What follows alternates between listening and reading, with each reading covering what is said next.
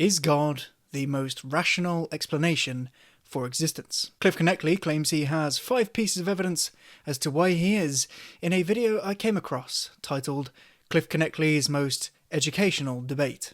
I'm Matt Taylor, and I'm going to interrogate each of Cliffe's claims in this video to see if he's right. Scientific question, you would go to a scientist, and I presume you would expect a rational answer. And if you had a philosophical question, you would go to a philosopher, and perhaps less rational but still cogent, you would expect an answer. I have a religious question, and I come to you as a religious man to answer it. Right here, right now, I'm not an atheist. I can't equip myself with moral relativism. I'm an agnostic, and I envy your faith. I want to know why I should believe it's more probable that there is a God than there isn't. You don't have to prove absolutely that there is one. I just want to know that it's more probable that there is than that there isn't, and I want you to show me. So the student in the video poses an intelligent question which informs where Cliffe is coming from when he provides evidence for God. I am in a similar position to this student myself. I also envy people of faith and would like greatly to believe in a personal, benevolent God. I am open to rational argumentation which supports God's existence, but if I can poke holes in your reasoning and dig out internal inconsistencies, I will. Of course, I am acting as though reason and logic are reliable concepts, using the evidence that logic and reason, for example in the theory of general relativity, seems to produce tangible outcomes consistent with its predictions. Cliffe himself would be the first to say nobody can prove anything, and he is likewise acting as though the evidence and reason he is using are reliable. To clarify, when Cliffe provides his evidence for God, what he is actually saying is, this is evidence as to why God is the most rational explanation for existence. He is not simply making the claim that this is evidence for God as one of many equally possible interpretations for reality. My claim is that God is not more rational, probable, or reasonable than atheistic explanations, and that any attempt to place God as a more probable explanation is not done so through logic and reason. Of course, I'm not claiming that God doesn't exist, only that his existence is not the most rational conclusion. I will also be resting my counter-arguments upon assumptions. I don't deny this, but I am claiming that my assumptions are no less rational than Cliffe's. I will utilize 2 primary modes of attack. First, probing for internal inconsistencies and gaps in Cliffe's logic, which undermines his argument. Second, providing at least equally rational alternatives to explain the evidence presented. So, without further ado, let's get into Cliffe's first point: order. Okay. Thanks for asking that honest question. I appreciate it. The reason that I believe that God exists is because of certain evidence. First piece of evidence, the order and the design of the cosmos points me to some type of intelligent mind, because my experience in life is, in order to bring about order, I got to work real hard. And when I get sick, I don't go running to a neophyte. When I get really sick, I go running to a highly, highly trained doctor who understands the order and design of the human body. My experience in life is, order demands an intelligent mind behind it. It doesn't come about by chance. What does Cliffe mean by order here? Order here could mean at least 3 things. 1, lawfulness, the laws which determine the behavior we observe in the universe. 2, low entropy. Lower entropy systems are considered more ordered than high entropy systems, and their configurations are of a lower probability. 3, teleology, the sense that the order of the universe is progressing towards some end goal. We know the universe is lawfully ordered. It follows a universal set of laws: quantum mechanics, thermodynamics, general relativity, the speed of light, causality, etc. Things which appear chaotic to us are bound by and emerge from the same rules, and so are themselves ordered events. In a hurricane, one interaction logically leads to another through cause and effect, following the stringent laws of the universe, despite its chaotic appearance relative to our perception of order. If you were to zoom in, it consists of an innumerable amount of causal particle interactions. none of which are lawfully disordered. Cliffe argues that from his own experience, he has to work really hard to make things ordered. This assumes reality is disordered, and that as intelligent minds, we have to work to order it. This risks a potential contradiction. If all things are already lawfully ordered, why should it require us to make it ordered unless it is inherently disordered? This would undermine the first definition of order, that it is lawful. It also opposes our observations in physics, yet Cliffe rests his argument on his own observations as evidence. If the universe is in some way disordered, and we are the ones who order it, then this does not point to an intelligent mind like God's, according to Cliffe's own logic. If the universe is inherently ordered, then Cliffe's own experience in creating order contradicts our scientific observations. Either way, the logic breaks down. Perhaps Cliffe means the second definition. His experience might mean converting high-entropy systems, which still follow lawful order, into states of lower entropy. He is using this as evidence by drawing a comparison between this act and God's. But if Cliffe is converting lawful order from states of high entropy to states of lower entropy, and if this is an apt comparison to God, this could imply that God converted lawful order from a state of high entropy to low entropy, which contradicts the theistic claim, meaning that absent God, things were already lawful before he decided to act upon them. In which case, why is God a necessary component? Unless Cliffe means to say that God converted unlawful chaos into order when he created the universe, in which the comparison between Cliffe's own experience and God's weakens. You can't rely on observations of conversion from high to low entropy as evidence, because these are fundamentally different actions. Not to mention, any attempt to reduce local entropy results in greater universal entropy, increasing the total disorder in the cosmos. Even when you have a thought, your brain decreases entropy locally, but increases total entropy while expelling heat into its environment. Either way, at no point in your life, or in any of our observations, are you able to produce order from nothing, or from completely unlawful chaos. So this is unreliable evidence for God at best. The comparison just doesn't hold up. But let's give him the benefit of the doubt. Let's say that what he really means is his experience is merely a microcosm of God. After all, according to Christianity, we are made in the image of God. Perhaps our experience is a fragmented reflection of God's own, but with imposed limitations that he doesn't possess. That whilst the universe is highly lawfully ordered, it appears chaotic to us because we are limited beings, composed of, thus bound to, said laws. Whereas God is omnipotent and omniscient and immaterial, so is not constrained the same way we are. It follows then that, while it may appear to us as though we're working to make things more ordered, we're really just discovering the order that is already there, placed by God's hand. Okay, great. In fact, I agree that we do collapse the universe into what I'd call heuristic slices. That is, we reduce its complexity into smaller packets of information through a process called relevance realization and predictive processing. We ignore all of the information that is not immediately relevant because the computational load for our small brains is simply too high. For example, on a chessboard, there is an astronomically greater number of total possible chess games than the number of all the atoms in the observable universe. A heuristic would be focusing on controlling the center of the board. You are no longer accounting for outside squares, and so the number of possible configurations is dramatically reduced. You have successfully reduced computational load. But even focusing on the chessboard, rather than its properties in relation to everything else in the room, is a heuristic constraint. Or in relation to how many atoms comprise it, or how many atoms exist in every chessboard whom every person has ever seen, and how many atoms there were between them and said chessboards, etc. You get the picture. We are constantly compressing a combinatorially explosive problem space, a reality with too much information for us to compute, into what is relevant to us, by necessity. We are compression machines.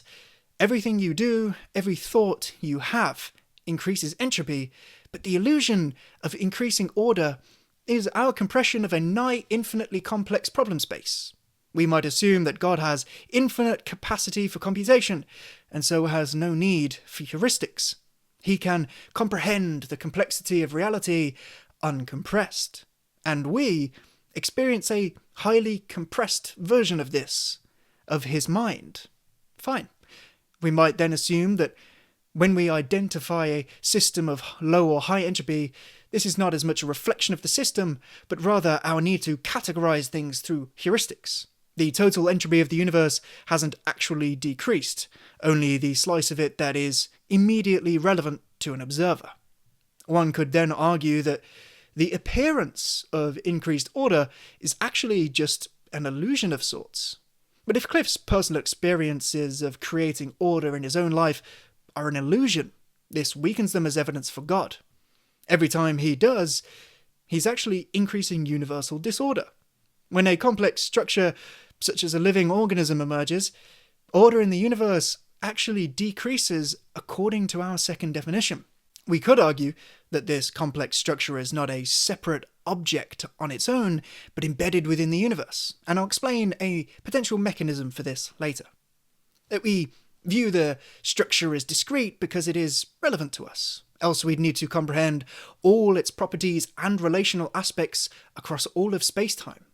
So we could argue that it logically follows it's not an ordered structure in itself, rather a heuristic slice of an ever more disordered cosmos, an illusion for all intents and purposes. I'm sure Cliffe would agree that God is not experiencing an illusion when he creates order because, well, he has no need for heuristics, as we previously stated. So what makes this a suitable comparison or strong evidence? What about order in the teleological sense, our third definition of order? Cliffe could allow for a lawful universe which tends toward disorder, and that our illusion of creating more order is the result of heuristics. These could still be compatible with a teleology where all these processes move toward an end goal, perhaps one imposed upon the cosmos by a greater will. But once again, how is Cliffe's experience comparable, let alone evidence for God, as the most rational explanation? We can assert a teleological order, but Cliffe provides no compelling evidence for it. The second flaw in his argument, and in my view, the more damning one, is as follows. If we assert that every ordered thing points to an intelligent mind, then if we take Cliffe's logic at face value, God's mind, which itself is ordered, should also point to an intelligent mind. Maybe God is not ordered in the same way our cosmos is, and so doesn't require another intelligent mind to create him. Once again, this begs the question, why is the idea of creating order in the cosmos requiring an intelligent mind, which we've established is not really creating order at all, evidence for a process which is seemingly entirely different? One where God creates order out of nothing, or out of total lack of order. Furthermore, if God is in some way order which can just exist necessarily and without cause, surely so can any other kind of unintelligent order of the same category. So we have two options. One is infinite regress. Not but one supreme God, but an infinite nesting doll of gods, each one created by the last. Most theists avoid this with the second option. God just is, brute fact. No beginning, no cause, unchanging. An eternal, necessary, timeless mind which brings the universe into being. A few might argue that the infinite regress of intelligent minds, that infinite nesting doll, could actually be a unified, infinite hypergeometry of sorts, an infinite number of minds comprising one hyper-God in totality. The result here is identical to an eternal uncaused God, and so falls into the second category. This proposed hyper-God also exists without a cause. This necessary uncaused God idea is certainly plausible, but if you allow for that, why not allow, for instance, Roger Penrose's conformal cyclic cosmology, a cyclic chain of universes stretching infinitely through our past and future? Is this really any less rational than an eternal, uncaused God? Both are unprovable, both equally rational, both demand the same intellectual leap. I can envision Cliffe countering that whilst my presentation of Penrose's conformal cyclic cosmology is compelling, it still presents a contingent and evolving reality. God, by necessity, is uncontingent and unchanging. Yet I could just as readily respond that whilst the contents of the cyclic universe are contingent, its categorical boundary might be constant and unchanging. This boundary doesn't need to be a physical space-time boundary, but rather a metaphysical boundary, recursively defining the properties of its contents and likewise being defined by those same contents. Furthermore, I might suggest some other unintelligent metastructure situated beyond this categorical boundary. A hypertime or branchial space in Wolfram physics, or any other metaspace not bound by our familiar laws. I'm not advocating for the truth of these models, but that God is no more rational than them. Cliffe also makes the claim that order doesn't come about by chance. This is another assumption. We often assume that before the universe there was nothing.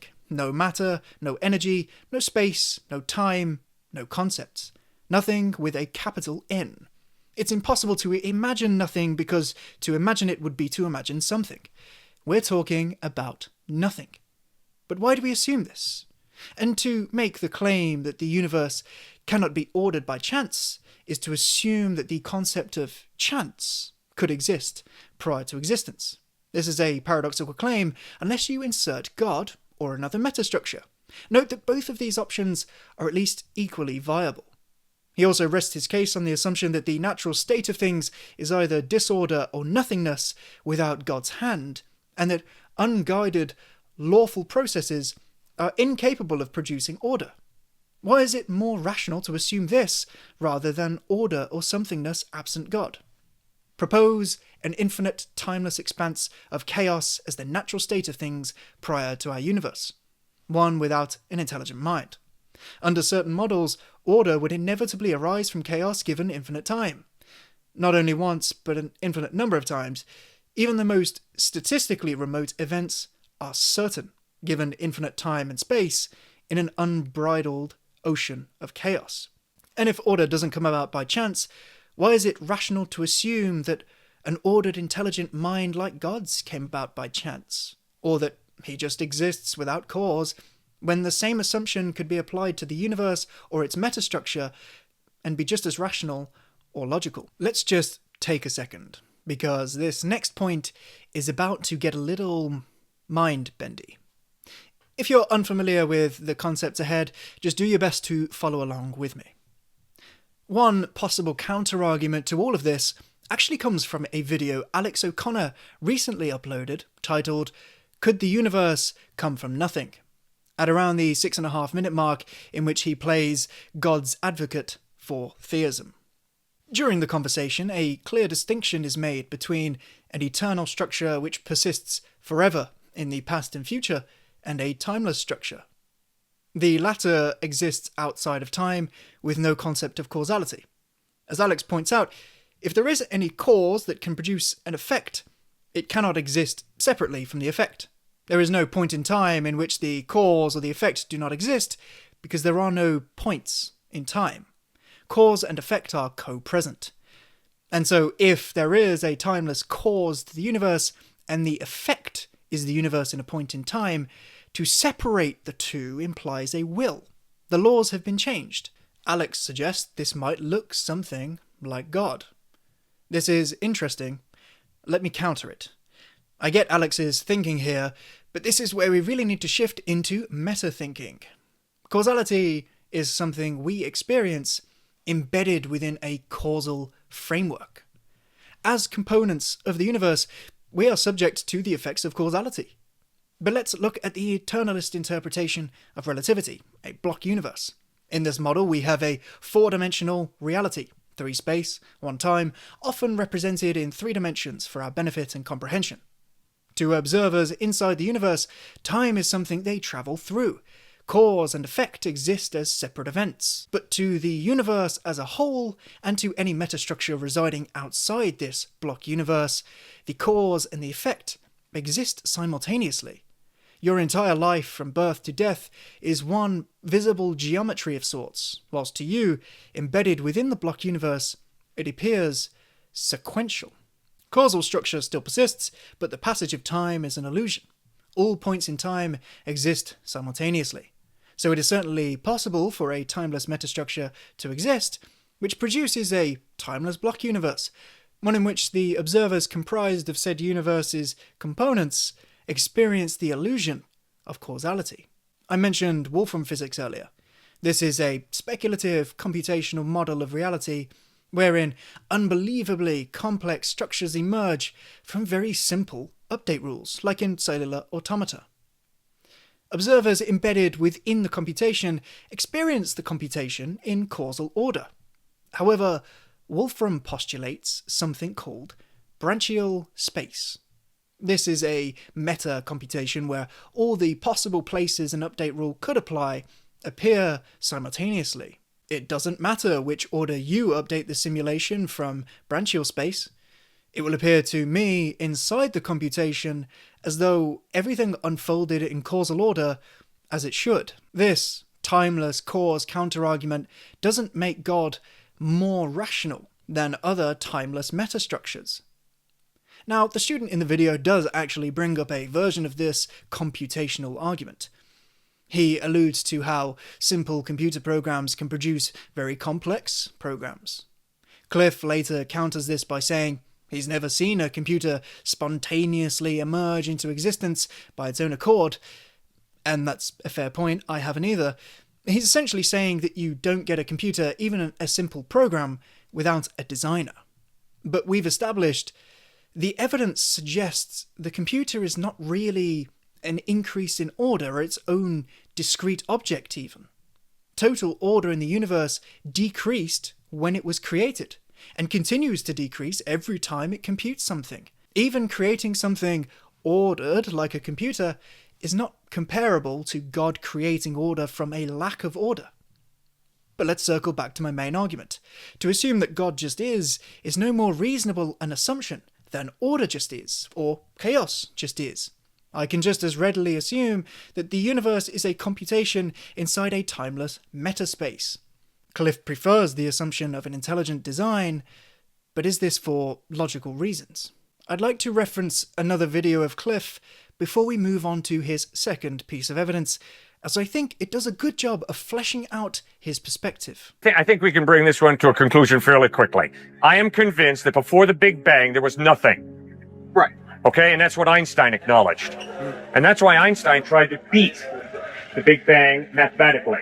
And he introduced a fudge factor to try and prove that the Big Bang was not true. Because Einstein understood, if the Big Bang is true, my pantheism, which means everything is God, is wrong. There's a creator. Because everything that has a beginning has a cause. The universe has a beginning, therefore the universe has a cause, and it's far more reasonable to believe in the beginning an intelligent mind caused it than to believe nothing caused it.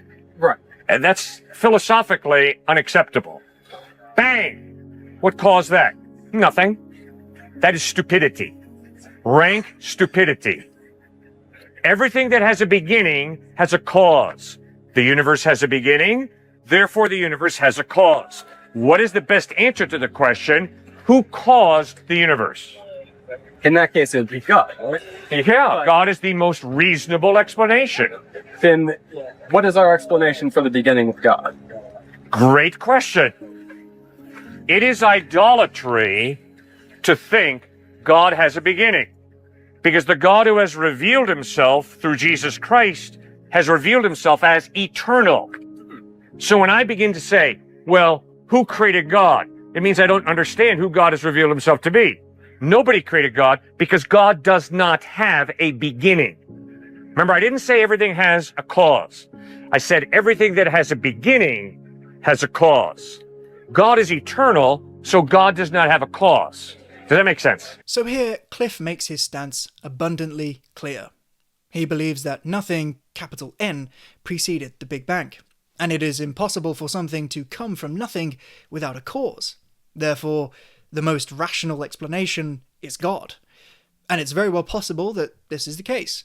But to assume there was nothing before the Big Bang is just that, another assumption. Why does Cliffe believe this? On what logical basis? He is again operating under the assumption that the natural state of things should be nothingness.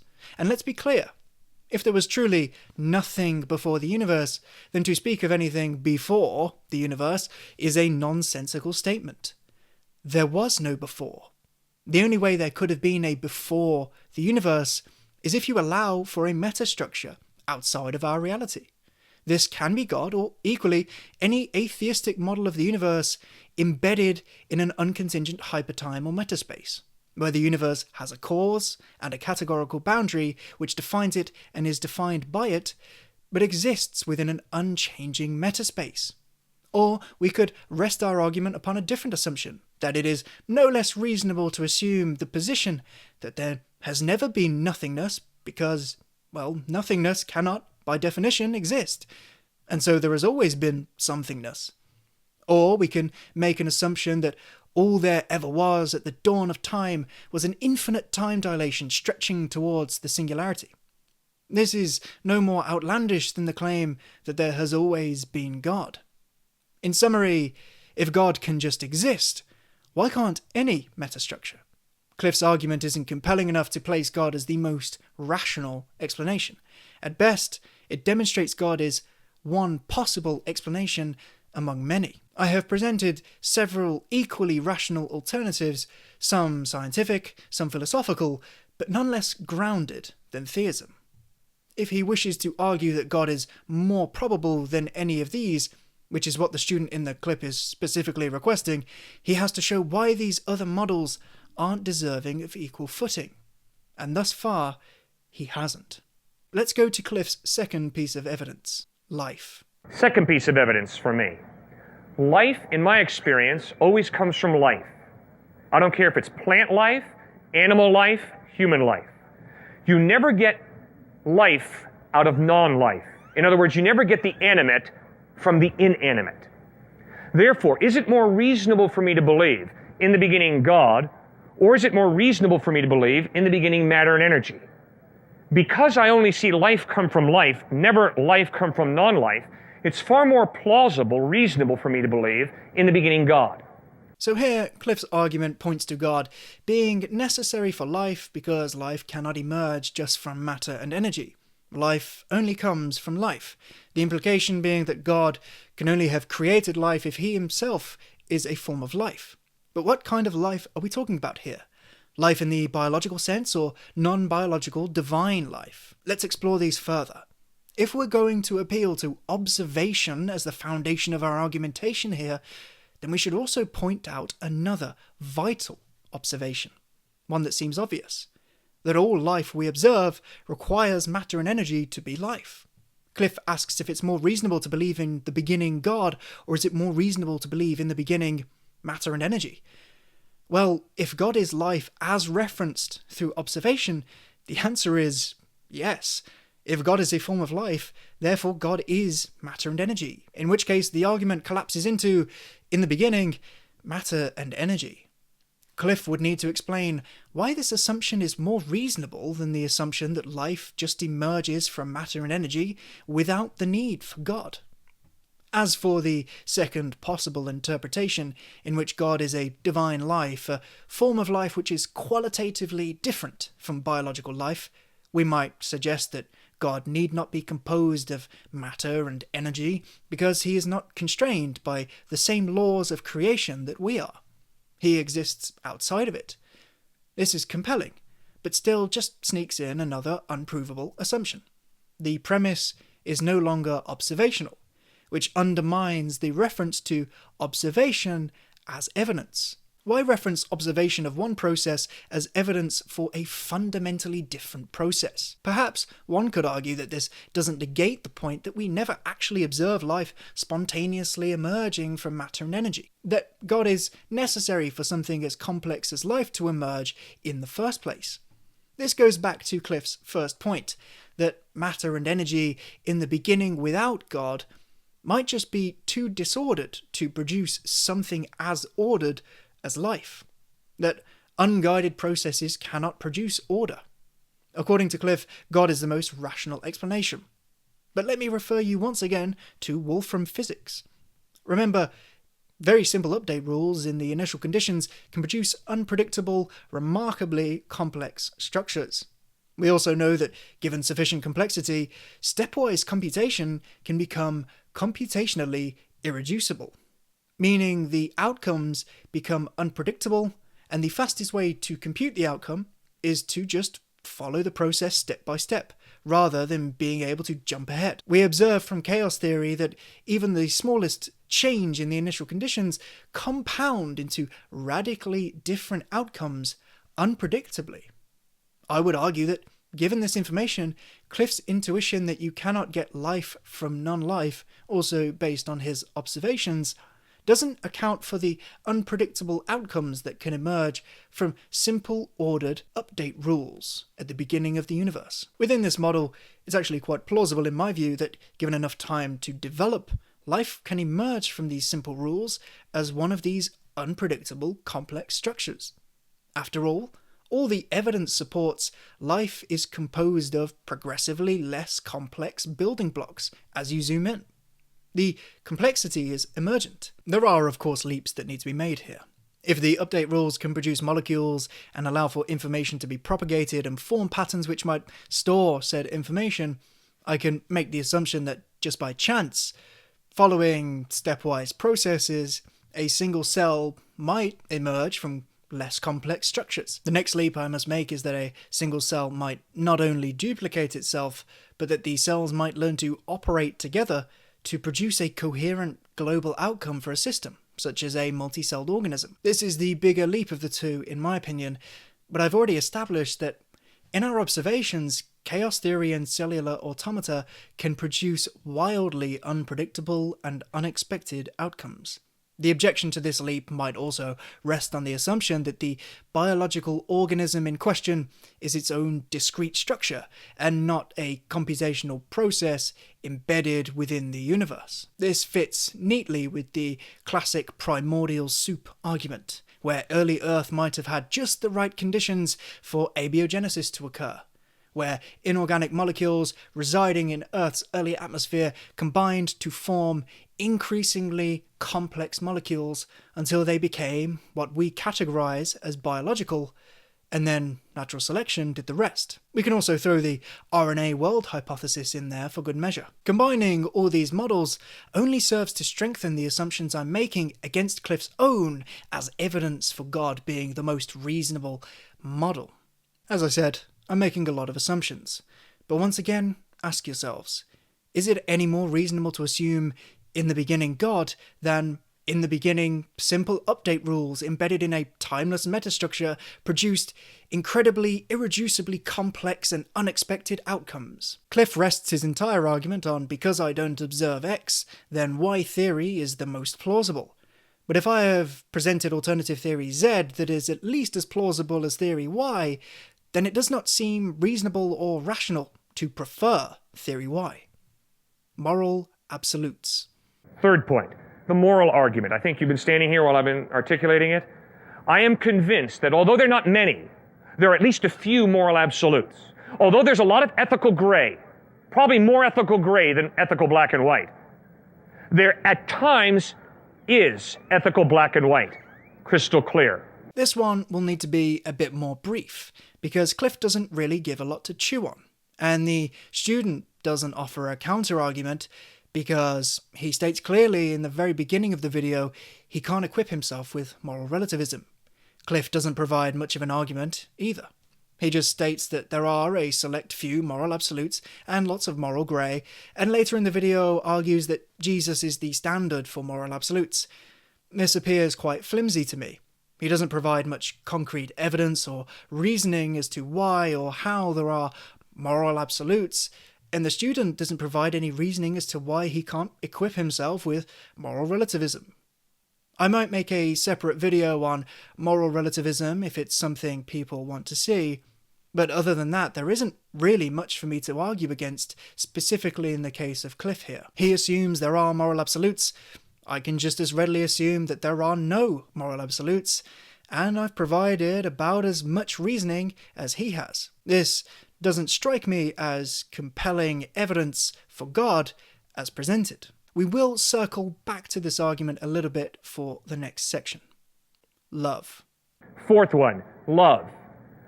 My experience of life is that love is crucial to my marriage, my family, my friendships.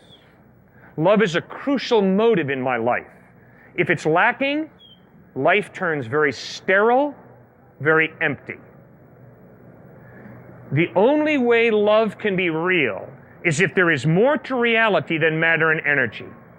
There's got to be some type of God who creates us with this innate ability to genuinely love. If there is no God, the Duke University student was correct when he said, love is simply a biological drive to preserve the genetic pool. And I said, sir, do you really think that's what motivates Mother Teresa to work among the dying in Calcutta, India? He said, yes. I have a fundamental disagreement with that. My experience in life is, no. Mother Teresa was motivated by love for the dying in Calcutta, India. That's why she did what she did. Not motivated primarily by a drive to preserve the genetic pool. Firstly, note how Cliffe frequently uses his experience as evidence for God. But if someone on psychedelic drugs or with paranoid schizophrenia were to argue a case for something based on their experience, would we take this as a logical, rational, or reasonable argumentation? If we are willing to admit that individuals are capable of delusion or flawed intuition, should we turn to it exclusively as a source when presenting rational arguments? Now, Cliffe might argue, I'm doing the same thing. I mean, every observation or reason I point to ultimately must go through my own experience. However, this does not make Cliffe's reasoning more rational than my own. That's my case here. He might say that because his reason stems from God, it has more internal consistency than my own. After all, how do I know my own reason is not just a hallucination? At least Cliffe's has an anchor.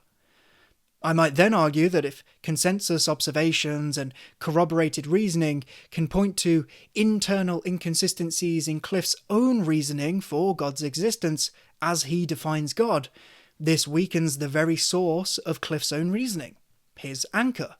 And ultimately, Cliffe's use of God as the source of reason is an assumption which rests on the assumption that God is real in the first place, much like my own assumption that as a computational process which is equivalent to all other computational processes within a computational cosmos, and that atheistic reasoning seems to produce observations which are consistent with logical predictions, I am capable of pattern matching with the universe and using logic and reason as we define them because I emerge from logical principles. This doesn't make my claim true, only that my assumption is just as rational. Cliffe could still say I'm prone to illusion if that's the case, but even if we allow for God, so is Cliffe. It's possible for someone to experience a complete detachment from reality through psychosis, and no longer be capable of true reason or logic consistent with the outside world. Yet, to them, their reason and logic is true. If they too believed their reason was sourced from God, would that make it true? Would this be reliable enough for us to take as coherent and logical? If God is the source of all reason and logic, and if, even in a world with God, reason and logic in an individual can be compromised, how does Cliffe know that his isn't? Nonetheless, the first point here is that life feels empty and sterile without love. I'm not convinced this is a strong argument. It's no more rational to assume God is the reason for this as the source of one's experience of love, as one's biological drives being the source of one's experience of love. He then goes on to state that the only way love can be real is if there is more to reality than matter and energy. Yet our observations suggest that the feeling of love is entirely dependent on matter and energy. If I took away all of the necessary brain chemistry or parts of your brain that corresponded with the feeling of love, if the feeling of love is truly emergent from something outside of matter and energy, one would expect to still feel love. Yet we know this is not the case. Now one could argue that whilst love is immaterial, it's focused through the material. The material isn't the source of love or consciousness, but more like a focusing antenna that makes it coherent. But this is another assumption, and is not more rational than a reductive, emergent view, especially when viewed through a computational lens. Of course, I'm not confirming the reductionist view as objectively factual, but proposing that our observations act as evidence to support my assumptions. He says that there's got to be some type of God that has given us the ability to innately love. Once again, and I'm sure you're all tired of the word by now, this is another assumption, one which is no more rational than biological drives. He then goes on to address this point about biological drives directly, which the evidence does suggest is true, and his counter-argument is, I fundamentally disagree with that, and from my experience, no. Note the wording here. This doesn't strike me as rational or logical reasoning either. Just like the moral relativism argument, the assumption of God as the source of love and morals, which I would argue are intrinsically tied points, seems to actually run counter to our observations. I'm not discounting a divine source entirely, but if we're arguing from evidence, then God doesn't appear to be a more rational or probable explanation. Whilst his first two arguments were wrestling with logical principles, these latter two don't seem to be doing that nearly as much. When faced with a moral relativist or someone who believes love is merely an emergent biological drive, his argument is to say, we disagree, rather than providing reasoning or evidence to support that.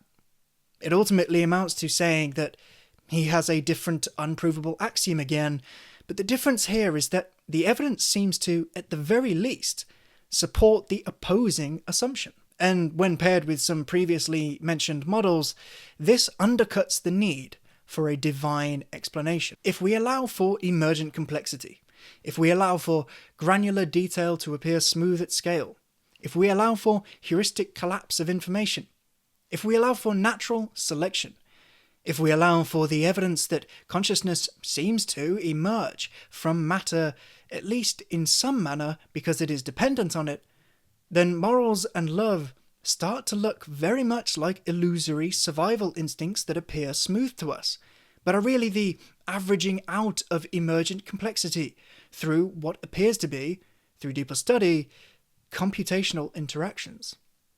I would argue that yes, Mother Teresa did in fact do what she did because of emergent biological drives, and because of her environment.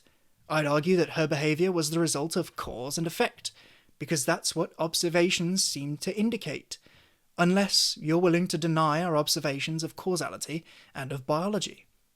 I would argue, if we're arguing based on observations as evidence as Cliffe is doing, that if you were to change Mother Teresa's biology and or environment sufficiently, her behaviour would be radically different. This love that she felt may not even exist at all.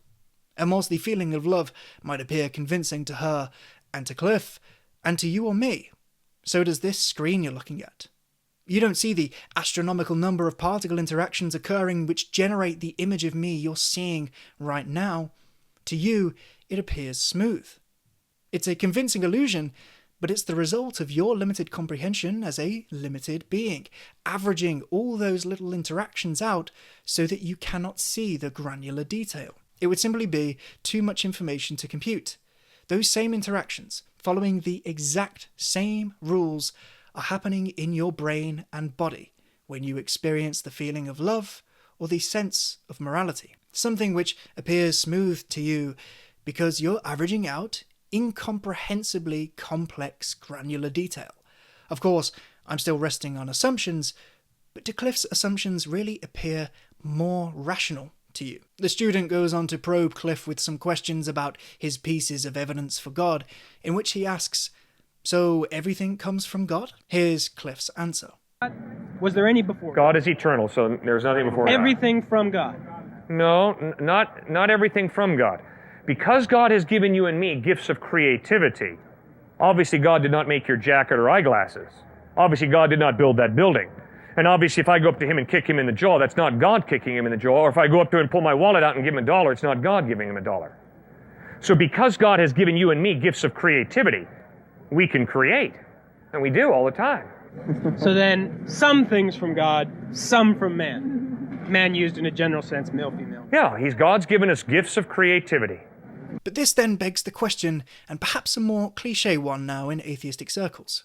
If God is all-knowing and benevolent, yet we are capable of making our own choices and creations which aren't God's, then God is essentially winding up the clock for us when we are created and then watches it go. So whilst the universe is organised in the theistic sense, God instead makes an exception for us and takes a deistic approach. That is, the universe is guided step by step by God's hand, but we are not.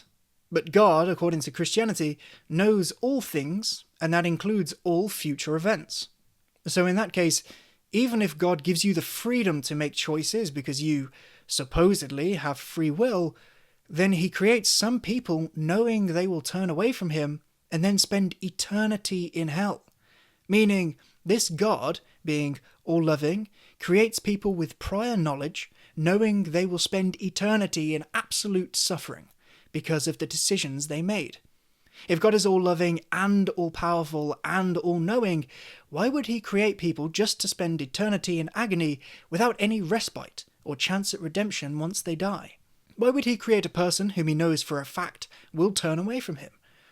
Unless he doesn't know what each person will do in life once created, in which case he cannot be all-knowing. Even if God doesn't foresee the future events, but rather sees all events simultaneously, the issue holds equally. God is still creating humans that will spend eternity in hell, being able to see the entire trajectory of their existence all at once. Also, if we grant that God actively guides all events, then by definition all causal chains, including human decisions, would fall under said guidance. How does one reconcile a material universe which is guided step by God's hand with intention, and an immaterial consciousness which is free to choose as it wills, separate from God's will, when that consciousness is forced to interact with and respond to this material guided process constantly? If I am free to make my own choices irrespective of God's will, but am constantly influenced by the world around me, which determines the choices I make, then my own will must be determined by God's guided processes. Therefore, my actions must be determined by God's hand. You cannot integrate the two claims, the universe is guided by God's will, and each individual has their own will unguided by God, and maintain logical coherence. They are contradictory statements. And on another point, Cliffe mentions the eyeglasses and leather jacket the student's wearing being created by man rather than God. But they weren't really created in any way which is compatible to God's creation ex nihilo. They were reconstituted and reorganized from previous states of matter. Nothing new was actually created. This again seems like a false comparison between man and God, and a result of categorization. A comparison between two categorically different processes or actions. Agnosticism. And then there's another one. Okay. Your agnosticism. Okay. It is an intellectual option to be an agnostic. It is a practical impossibility. Every day you have to make priorities. Every day you have to make ethical decisions. And your priorities in life and your ethical decisions in life show very clearly you're not agnostic. You believe something, you believe in someone. That has motivated you to set the priorities that you have. I obviously don't know what those are. What you believe in has obviously motivated you to invest your money the way you do, your time the way you do. So there are many people who can say, I'm agnostic, I don't know. But practically, the way you live your life shows that you believe something. So Cliffe's point here basically amounts to, if you are an agnostic, and yet you still choose to get up in the morning and live your life, means that you're still living for a purpose. Essentially, whilst you might state that you're unsure about God's existence, you still choose to live your life as though you have some greater purpose. But now, you have to go out and live your life. And the way you live your life shows whether you acknowledge God or not. See, that's the embarrassing thing about what we're talking about out here. The embarrassing thing about what we're talking about here is, it's not like, do you like black leather or brown leather jackets? which is totally an issue of your own preference. Do you like Pepsi or Coke? Because you see, it really doesn't matter whether you like a brown leather jacket or a black leather jacket, whether you like Pepsi or Coke. Those are rather inconsequential issues. But the issue of God's existence is not along the lines of Pepsi and Coke, black and brown leather jackets. It's an issue that goes right to the heart of human existence, because it's an issue of what is the meaning and purpose of your life? Why do you live your life ethically the way you do? And what about life after death? Are you ever going to have to answer to anybody for the way you lived your life? You see, so due to the grievously serious nature of the issues that are all wrapped up in God's existence, although I can say, I don't know whether God exists or not, the way I live my life, the meaning I attach to my life, the ethical decisions I make in my life, Knechtle will tell you what I believe about reality. But what about the person who is agnostic but chooses to live his entire life in pursuit of money and material gain and hedonism? Is this person living their life as though they have a higher purpose, or just responding to their immediate drives? What about the person who believes that reality has no inherent meaning, and so they are left with two choices? One, decay and die in passive nihilism, or two, whilst being aware that they are simply a slave to determinism and their own biology, and despite said awareness, are unable to escape the rules which comprise and bind them, and responding purely to their inescapable drives, decide that the fear of death is greater than the fear of life. What if this same person then decides to follow Nietzsche's advice and become an Übermensch, creating their own values because they know it makes their existence feel less like suffering, despite being fully aware that it's an inescapable illusion? They might still be open to the possibility that God is real without expressly believing in God. They might be aware of the lack of objective meaning and purpose beyond themselves, might be aware of their own illusions, but still be at their mercy. But if that's the case, why not just act under Darwinian rules, I hear you say? Survival of the fittest. Why not cheat your neighbour? Why care about anything at all beyond your own pleasure? Well, this is to ignore two important points. One, second and third order consequences and beyond, and two, the oversimplification of biological drives and, by extension, survival of the fittest. Psychopaths who care only about their immediate selves don't often do well in society because of their poor impulse control. The healthy individual is capable of considering the potential consequences of their immediate impulses and choosing to benefit their future selves instead. When you want to get fit and you see a slice of triple chocolate cake with sprinkles on top sitting on the table, your base biological drives compel you to eat it because it satisfies you now. But these aren't the only biological drives we have. If, for example, your dopamine system rewards you every time the weight on the scales goes down each week more than it does for that immediate treat, combined with the feeling of dejection and shame attached with giving in to your cravings and seeing the weight go back up, you're much more likely to value the weight on the scales go down rather than the temporary satisfaction of eating the cake. You've chosen the less immediate benefit. These are still biological drives. Have you ever observed a pride of lions? Evolution has produced lions with highly social behavior, likely because survival together in groups made gene propagation more likely, and thus social traits were carried forward. They snuggle with each other affectionately. They play fight. When a pride of lions is hungry, do they immediately start trying to munch on each other and eat one another? Or do they cooperate to hunt down a meal that they can share? Is this due to some objective immaterial love and morality? Or is this a very complex set of biological drives moving them? You can assume the former, but evidence seems to suggest the latter. We share many of these same biological drives. The main dividing factor between us and lions is our awareness of ourselves, but this does not free us of those drives. We can turn to other drives, but there is nothing you can do that you don't desire to do on some level. This is biologically encoded. When you choose not to eat the cake or choose to go to the gym and make yourself physically suffer for an hour or two, possibly putting yourself through excruciating pain, you didn't do this because you really feel like it in the moment. No, you often don't. But this is not evidence of working against our biological drives. You are driven to do it. It still results from biological drives, just a different subset of them. It's still something you desire to do, just in the long term.